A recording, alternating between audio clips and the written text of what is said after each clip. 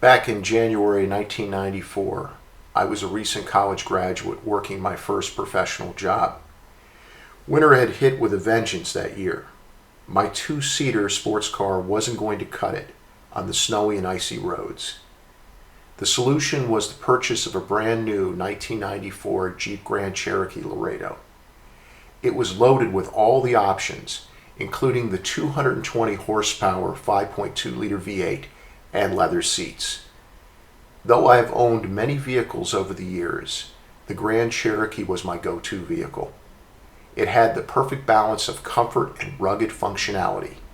To find my Jeep, I went to a few Jeep dealerships until I stumbled across the loaded flame red Grand Cherokee with medium driftwood color interior that I wanted. The MSRP price would have been $30,010 if it had not been for the $900 Jeep discount and $500 V8 discount listed on the sticker. With a little wheeling and dealing, I got the price dropped to $26,400, which was a steal, considering Jeep Grand Cherokees were selling as fast as they arrived at dealerships that year. After all, it was Motor Trend's 1993 Truck of the Year and Four-Wheel and Off-Road's 1993 4x4 of the Year. And with their attractive exterior styling, Grand Cherokees were in high demand. I drove it in the worst snow and ice storms over the years, and not once did it ever flinch. It was in these weather conditions this vehicle really shined. Its full-time four-wheel drive Quadra-Trac system always kept its four wheels firmly planted with perfect balance and perfect traction.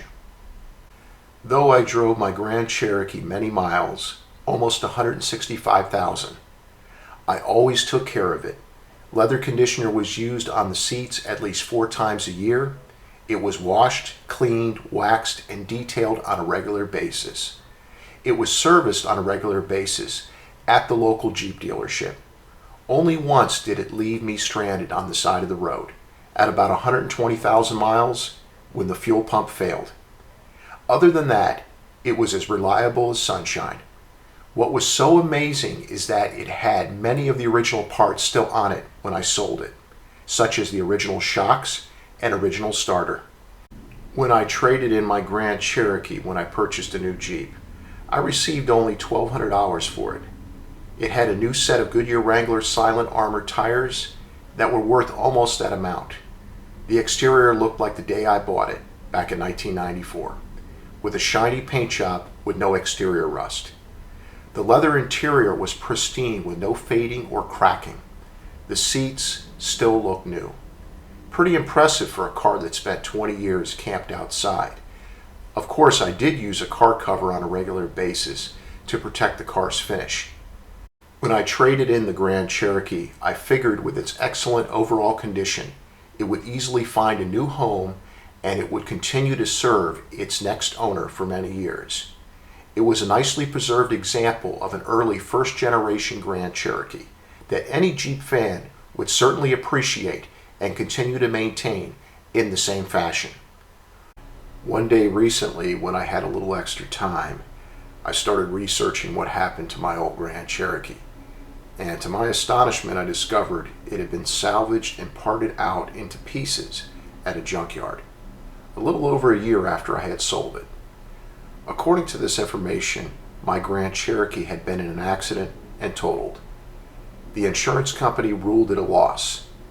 Hopefully no one was hurt in the accident, but the end result was the death of a great Jeep. The only consolation in this sad story is that its parts can be used to keep other Grand Cherokees running for many more years.